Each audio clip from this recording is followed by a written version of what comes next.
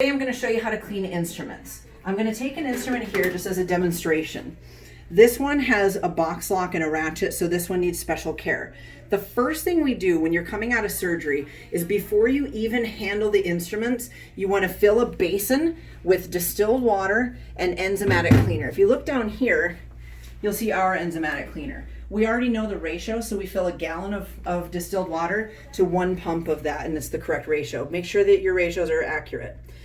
The instruments will all then go into here. Make sure that your sharps are clear. If there's scalpel blades, if there's needles, make sure that you get those into the sharps container so you don't hurt yourself. Open all of your instruments and put them into your basin with your water and your enzymatic cleaner. They need to soak for 5 to 10 minutes. When they're done soaking, then you take a soft bristle brush. We use toothbrushes. You can buy fancy brushes for this, but toothbrushes work great and they're cheap. You want to avoid using a wire or sharp, stiff brush because you can scratch the metal and then that leaves places for bacteria to cling to. When you do this, get your toothbrush nice and soapy with the enzymatic cleaner and then clean one direction. Make sure you're not pointing it up at the wall, but point it down towards the sink. Clean in one direction, paying special attention to the box lock, the shanks, the ratchets, the ring handles, the entire thing.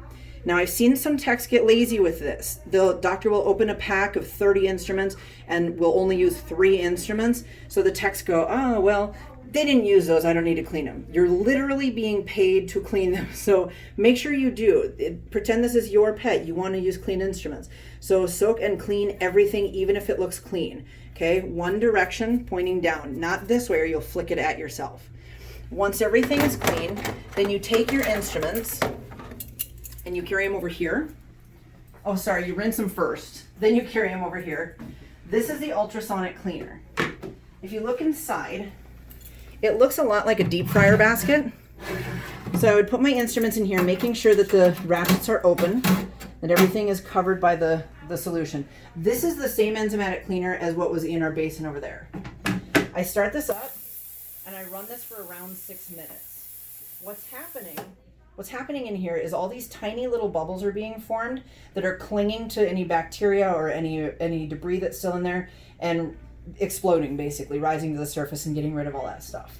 So when the timer goes off, then I take them out.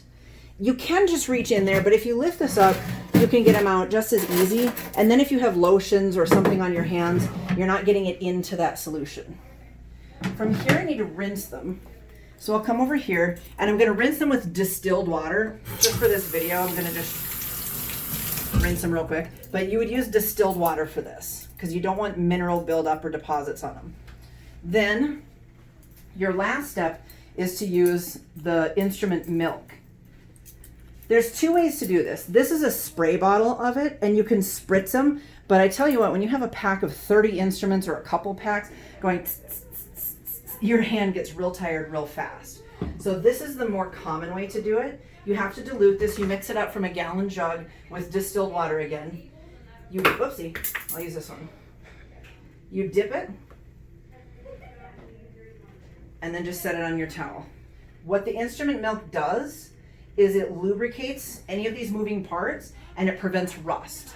So that has to air dry completely on the instruments before I can then pack them and autoclave them. So that's how to clean instruments.